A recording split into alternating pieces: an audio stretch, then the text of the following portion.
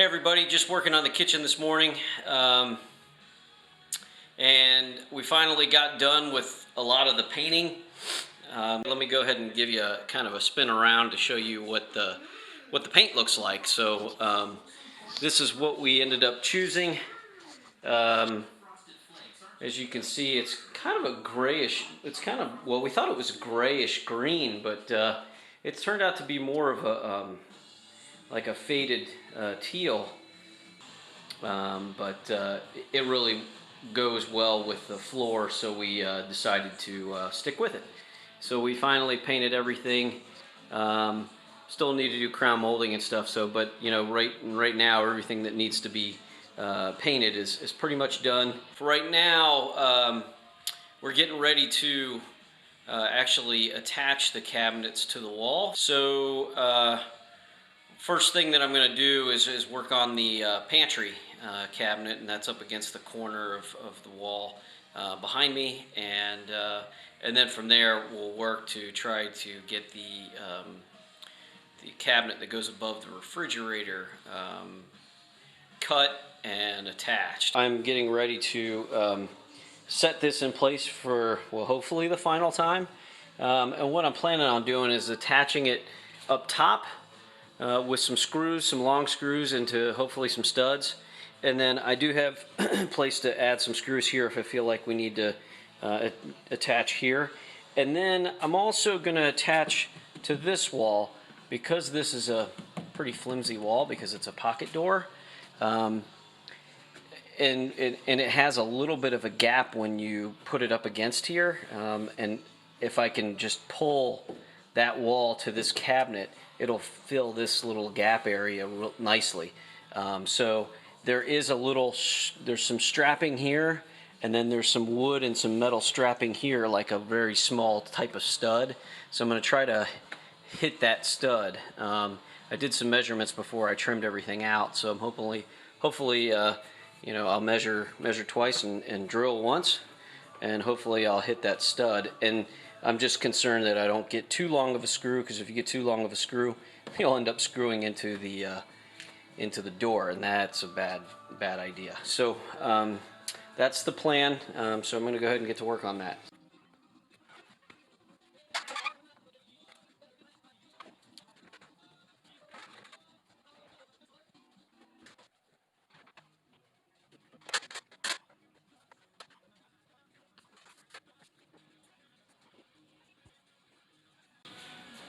So I bought some shims, bought some wood shims, and I bought these composite shims, and they say that that they snap off a whole lot easier than wood.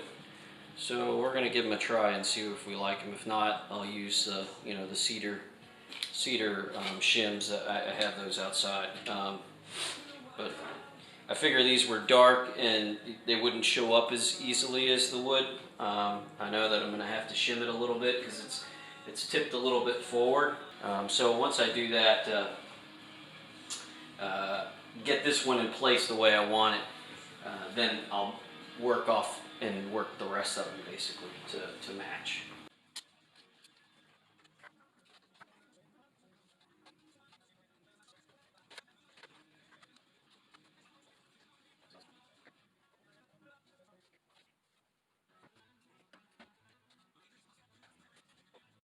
So I've got the cabinet level and set where I want it, but the problem that I'm running into, and you'll end up running into this inevitably when you're putting cabinets up against walls, is that they're not the walls aren't straight, or they're not the same as the cabinet. So what you have to do is actually scribe the cabinet and trim a little bit off so that it fits flush.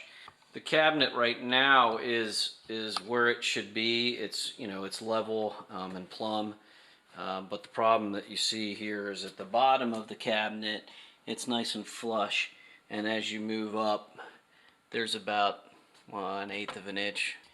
So what you do is you take your compass and you make the distance between your gap the same distance as the compass, and then you scribe running up against the wall the edge of that, as you make your mark, you'll have a gap that distance all the way up, and then it slowly closes that gap until it's basically flush at the top. So you're taking off more material at the bottom, and you slowly go to nothing as you take it up. And so I'll have to pull the cabinet out and either take a plane or a sander and just kind of sand it down to get what you want. So I had a hard time trying to scribe that up against the wall. It was just really tight and I couldn't use the scribe. So what I did was I actually just I got the mark from the compass. I made the mark down below. And then what I did is I basically took a straight edge and ran a straight edge and made it flush at the top and lined it up with the markings at the bottom. It's not ideal, but this wall is fairly flat and straight because it's a new piece of sheetrock. So I know there's not a lot of bumps in it that you would have to scribe against. I should have scribed it before I put this piece here. It would have been a whole lot easier, but this is probably the next best thing.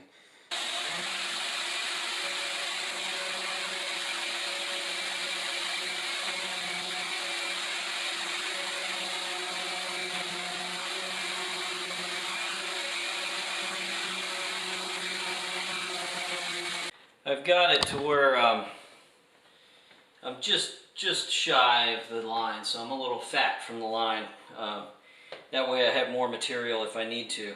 I'm pretty close. I'm right on the line down there because I know that that's the most material that I need to take off. So let's go ahead and dry fit it, and we'll see how it turns out.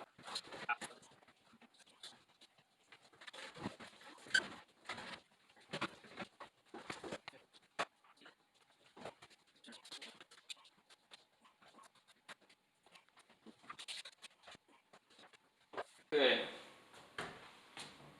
I think we're good. I'm not going to get much tighter than that. I'll show you, look at it. It's tight up there. There's a tiny bit of a gap, but that crown molding is going to go up there. And I'll probably have to caulk a little bit, but I don't want to mess with it too much because it'll probably make it worse. There's a little gap right here, but I think when I put a couple of screws in, that'll pull out. So you can see when I just pull on it a little bit, it tightens it up. And then down at the bottom is pretty tight. So I think we're good. So let's go ahead and we'll drill some holes there, and we'll screw it into place. So next on the list of things to do is to go ahead and attach this cabinet and the sink cabinet. So I have to first I got to bring this cabinet down.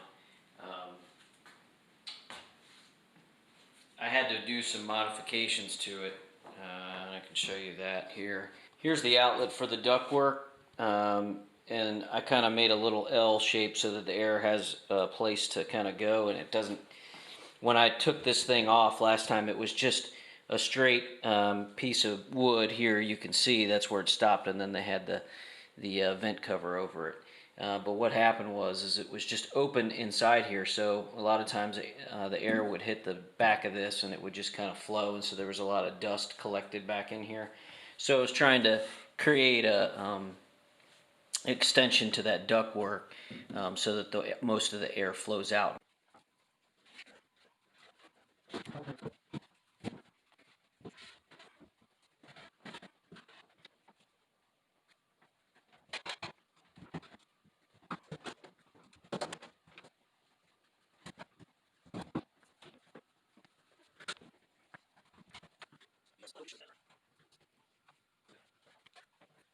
Moving right along with the kitchen install, been doing the cabinets.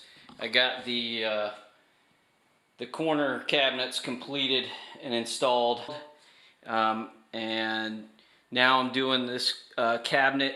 So I ended up finding the studs here on each side, and I put a like a little shelf. So I got a 2x4 and added a shelf to it, made it level so that when I put it up there, it was level.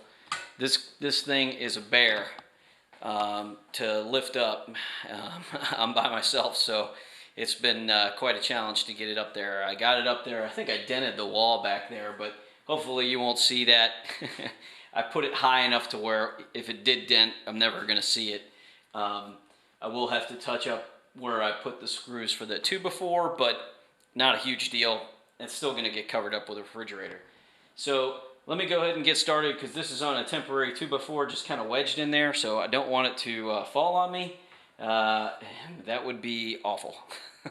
So right now I was just fitting it with this 2x4 and wanted to make sure that everything was flush. I thought it was going to be flush, and as you can see, it is pretty doggone flush.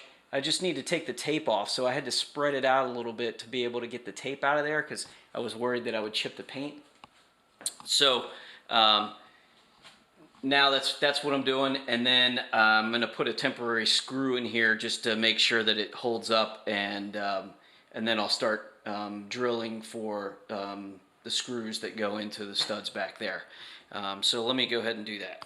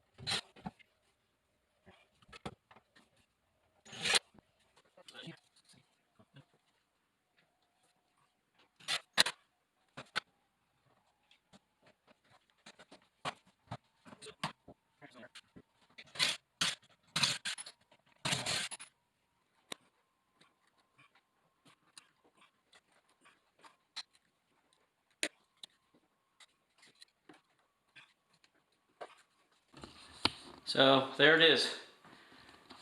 That was kind of a bear. The big issue that I had was I was trying to make sure the height of this opening matched the height of this opening, and these widths were different, so I had to measure the distance from the ceiling down to here and then the ceiling down to here. And the other thing that I had to contend with was, so this was a little bit wider, so it was longer because the actual board itself was a 6-inch board. But the problem that I was running into is that, you can see my mark right here, this was the original cabinet height. So if I would have put it up there the way I built it, it would have come down to about here. The height that I needed it to be, I believe this is 72 inches right here. And I needed some space for the refrigerator to get in. The refrigerator's 72. So I don't have a lot. I may have a 1/4 of an inch of space for the refrigerator to slide in there. So I'm really hoping that I don't have to do any kind of notching here, because if I do, it's gonna look pretty bad, since I already have it up here now. So I don't really want to do that. I'm hoping that I've got it. I've given myself enough. I mean, it's a 1/4 of an inch.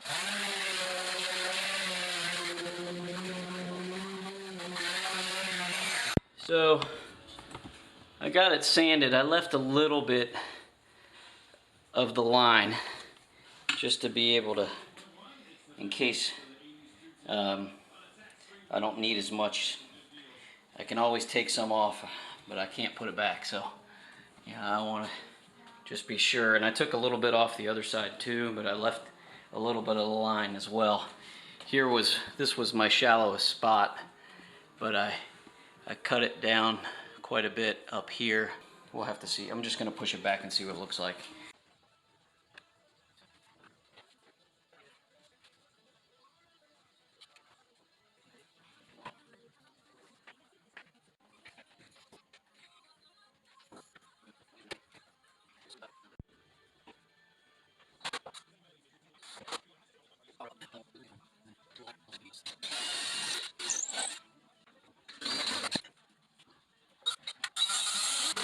I brought this other cabinet in just to kind of see what it looks like, because we were kind of getting excited to try and get an idea of what the kitchen will look like. So just kind of step back and get a good look at what we have. So and I think that my wife and I are going to bring in the peninsula. I'm just going to set it up for tonight, just to kind of get a look at what the final product ought to look like, and then we can actually go to some countertop places this week and get a look at what we might want to choose, and have them come out and measure.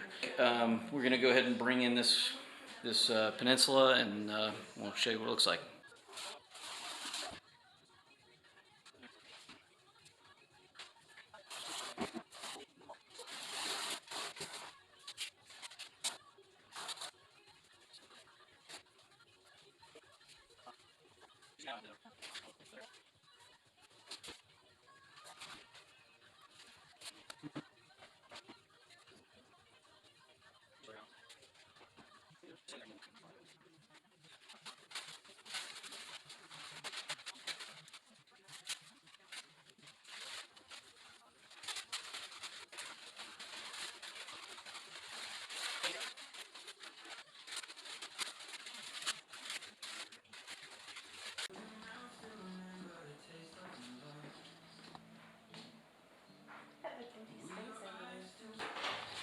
So that's kind of what it looks like. The next job is to work on that exhaust vent and measure for countertops. So I think we'll wrap it up for this time. All right.